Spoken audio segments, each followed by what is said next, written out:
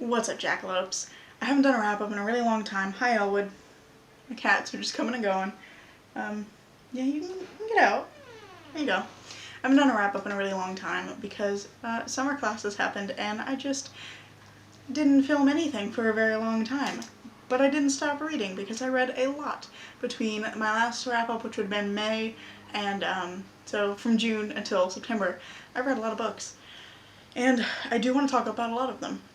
However, I don't want to bore you all with a massively long wrap-up, especially because a lot of the books that I did read were things that I read for classes, and for a lot of those I just don't have a whole lot to say about them. They were, required reading. Some of them I really liked, some of them I didn't, but I just don't have any significant thoughts that I think are worth sharing with you all.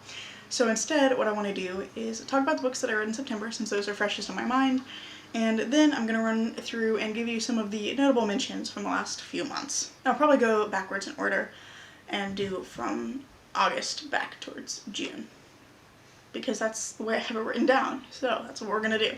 The first book I read in September is A Court of Mist and Fury by Sarah J. Maas, and this will be coming up again in a little bit because I will also be talking about the first book in the series. Spoilers. For the other part of the book, video. I can't speak today, it's fine, don't worry about it.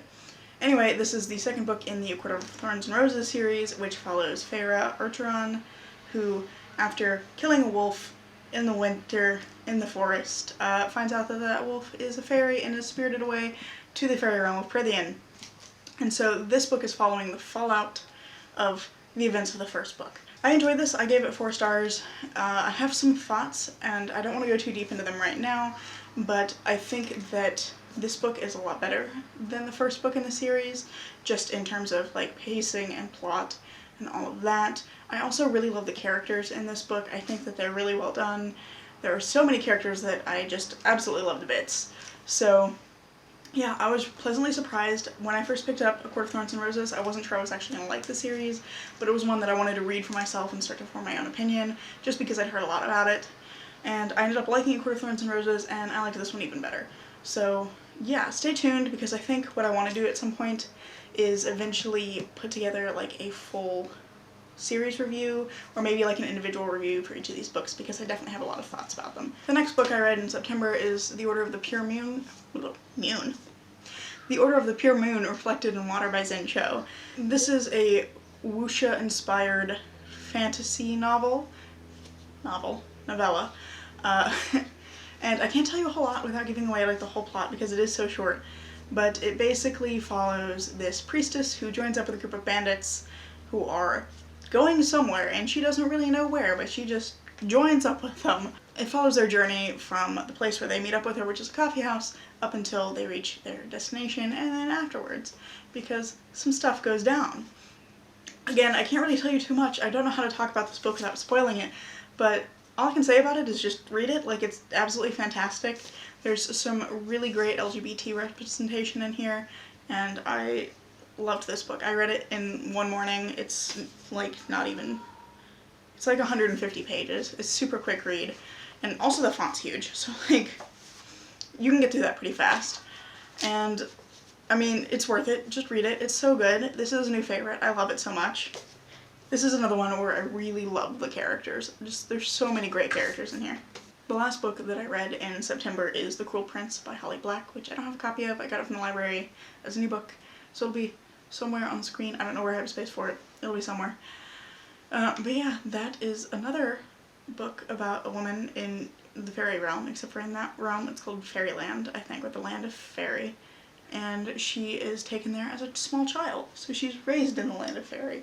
But she basically wants to, I say basically a lot, she wants to find her own place for herself in the court of fairy.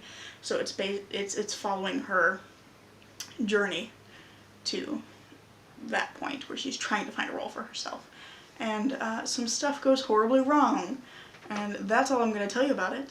I gave it 3 stars. I enjoyed it. I didn't enjoy it as much as I was liking Court of Thorns and Roses. I had some issues with some of the character consistency. I feel like Jude is often described as being very ruthless, and like all of her motivations are to grab power. She wants to be powerful, and she wants to be something to be feared, and I'd said a lot, but it's not really shown, and ultimately her motivations aren't really about grabbing power. The things that she does near the end of the novel are motivated by more compassionate, non-self-centered reasons. So I didn't care for that. I have a few books I want to talk about for August. I think there's 4 of them. Yeah, so let's just jump in with the only one that I actually have in hard copy right now. This is No Ashes in the Fire by Darnell L. Moore. This is a memoir about his experiences growing up as a gay black youth in, I believe it's Camden, New Jersey, and just his experiences there and going to college, and how he eventually got to where he is now. He is an activist, and he's also, according to the back, the head of strategy and programs at Breakthrough US, which I think is I don't know what it is. And I think this is an excellent book. I don't know how to describe it. I always have trouble with memoirs. I don't read a lot of them, but I did absolutely love this one. I gave it 5 stars. I do feel weird rating a memoir because it is the story of someone's life, but I think that it is so beautifully written and so emotional and impactful, and I just highly recommend it, especially if you like memoirs. But even if you don't like memoirs, I don't normally read memoirs, and I love this one. I think it's great. Another book that I read that I'm not going to talk a lot about too much, but I read The Butcher of Casablanca by Abdelila Hamdouchi, and I didn't like that one. It is a murder mystery. It's a Moroccan murder mystery, and I don't know if it's maybe just some cultural things that I didn't jive with when I was reading it, but like, it's very interesting, and actually I really loved that I was learning a lot about the Moroccan justice system and some of the issues inherent in it, just like the US justice system has issues. So I thought that was very interesting. I think I just didn't really click with the protagonist character because there were some of the views were quite sexist in ways that made me uncomfortable. But other than that, like, it was written fine, and like I said, there was a lot of interesting information about the Moroccan justice system in it. I just didn't really care for the protagonist, and also I felt like the mystery wrapped up like way too neatly, and it was kind of coincidence that they solved it, so I didn't love that. But if you're at all interested in trying out mysteries from other places, I'm obviously talking about my experiences reading mystery from the US, but if you do like mysteries and you want to explore some international mysteries, I think it's worth picking up. I think it's an interesting book. I just didn't enjoy it that much myself. Next thing I read was a reread, which was Dying Is My Business by Nicholas Kaufman. This is a favorite book of mine. I read it in high school for the first time and I absolutely loved it. But it's the first book in the Trent trilogy, or the planned Trent trilogy, which is actually an unfinished series. But it follows a man named Trent who doesn't remember who he is. He wakes up one day with no memory of his past, and shortly thereafter finds out that he cannot die, that every time he dies, something brings him back. And so, as a result of this, he gets dragged into the criminal underworld, where he eventually makes contact with the magical world, hiding just out of sight in New York City. And as many urban fantasy stories go, he ends up having to try and save the world. I really love this book. It's, like I said, it's a favorite. It's another book where I just really love the characters, and I'm very much a character-driven reader, so, like, highly recommend. If you like urban fantasy, I know that it's unfinished, but just, like, give it a shot. It's so good.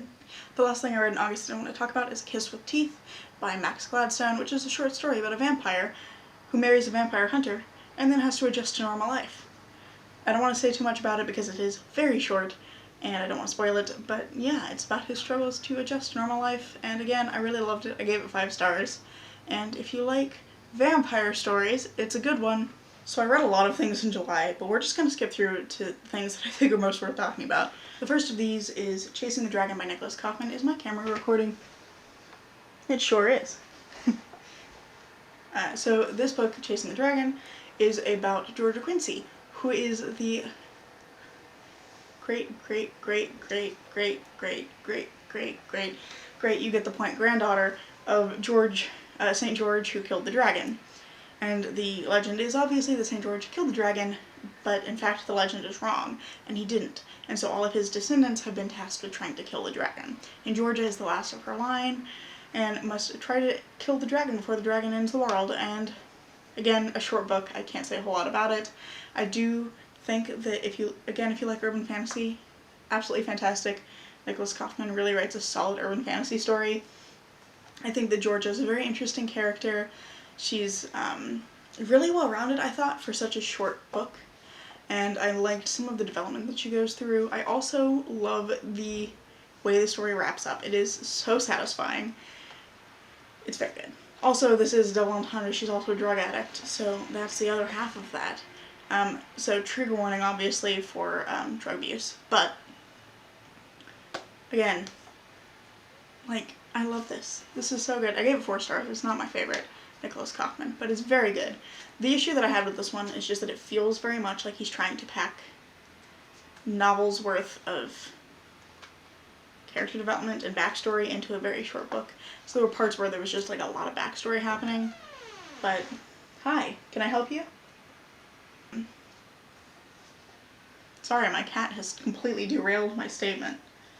Next notable thing I read in July, I said it would come back, is A Court of Thorns and Roses. This is when I first read this. I think this is like the very last thing that I read in July. I think I finished on like the 31st. But this is, again, the beginning of Feyre's story. This is when she first goes to Prythian and kind of the events that lead up to A Court of Mist and Fury, which I can't talk about if you haven't read it. But, yeah, so it follows Feyre getting to Prythian and having to adjust to her life there, and just find out who she is and who she wants to be. And I really enjoyed that aspect of it. I had some issues with the pacing here, where the front half of the book felt like it should have been its own thing, and the first 2/3 should have been its own thing, and then like the last third should have been like another book, because the last third felt a little bit rushed. So I think this could have been better if it had been split up, but I do think it's good. I did enjoy this. I give it, I think, 3 stars. 3.5. So, yeah. Alright, so we've almost made it. Bear with me. Last month. And all of the things I have to talk about for June are for the Make Your Myth Take a Readathon, because I was participating in that, and I was doing the Assassin Pathway. So the first prompt for the Assassin Pathway was to read a friend pick, and my friend picked The Goblin Emperor by Catherine Addison for me. This is a fantasy novel following a young half-goblin named Maya, who unexpectedly becomes emperor when his father and brothers all die in an airship accident. And it's about Maya having to come to terms with this sudden change in his life, especially because he was an outcast before. He wasn't raised in the court, he was raised outside of it, so he has to like learn how the society works and figure out how to be a ruler just very suddenly. So it's very much about Maya growing from unsure of himself to confident and becoming the leader that he wants to be. And I think it's really good. It's been described as a fantasy of manners, which I think is an excellent description. Maya is such a seminal protagonist. The characters in this are so good.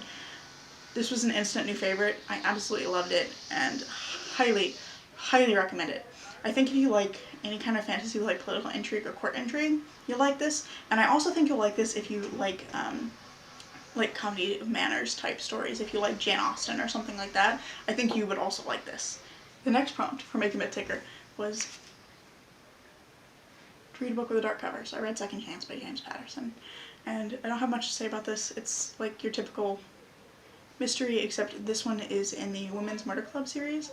So it's following these 4 women who are all involved in the criminal justice system in some way. One is a detective, one is an assistant DA, one is a medical examiner, and one is a crime journalist.